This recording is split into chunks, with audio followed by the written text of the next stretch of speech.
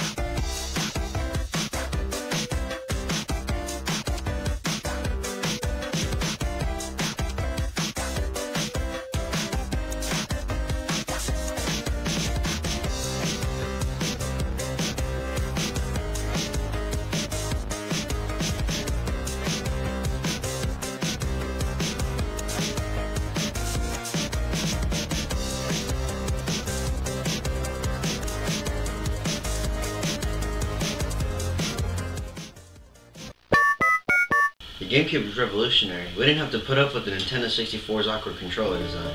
The graphics were better, the console was better, and the games were better. Save us like few, of course.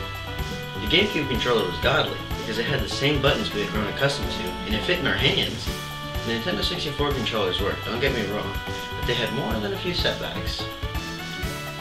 The analog stick hurt our thumbs after long hours of play, and if you used your analog stick so much, it started losing all resistance.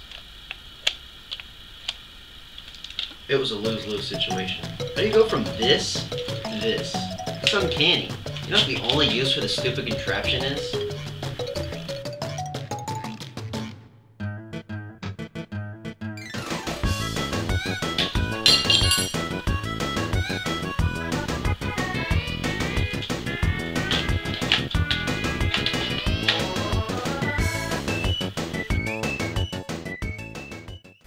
The GameCube was like a prayer had been answered.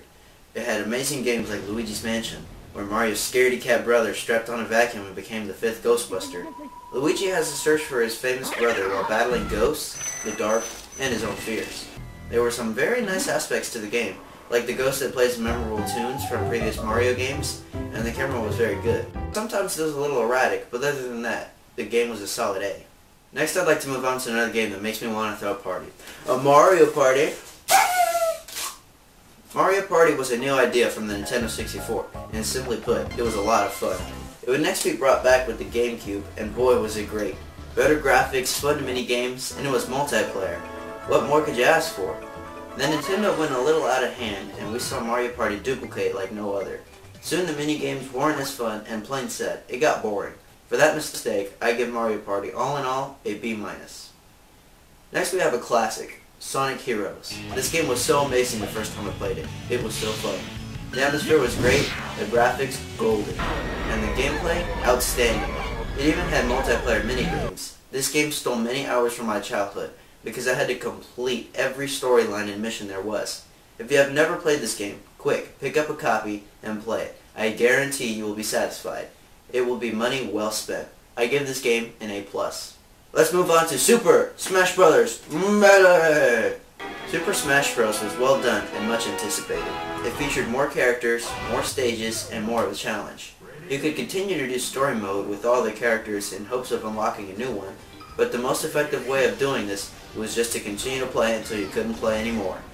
Some of the things done in this game were just dumb.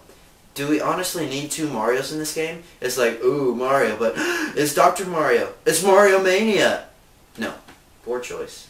They could have added another character, but instead, they made some minor adjustments to Mario, and boom, you have another character. Also, some of the moves are very cheap.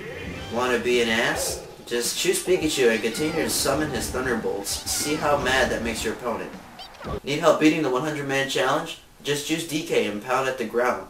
Takes them out even if they just walk next to it. So this game gets an B+. Last on our list, we have the dreaded Mega Man X Command mission. Just saying the name brings back bad memories. For those of you that like this game, that's okay, but for me, this game was one of the worst games I've ever played. It also came with a trading card, which I thought was cool, but the actual gameplay was just horrible. This game is an RPG, which stands for Rick Perry is Gay. Yeah, I know. You start as X and eventually you gain more people to join your party, where they fight with you and you all level up with experience points gained from fighting enemies.